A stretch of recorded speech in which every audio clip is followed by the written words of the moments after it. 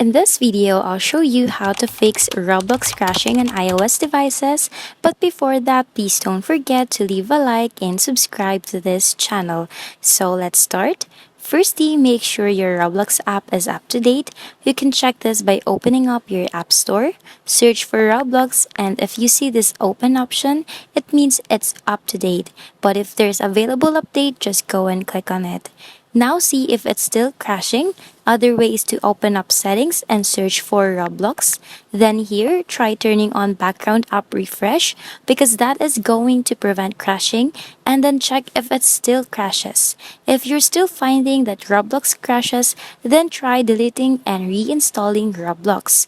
After that, open up Roblox and see if you're still having a problem with it. You can also try charging your iPhone if it's low on battery, or try restarting your phone.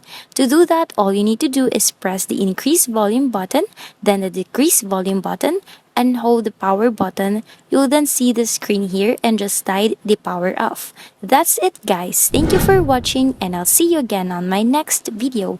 Bye!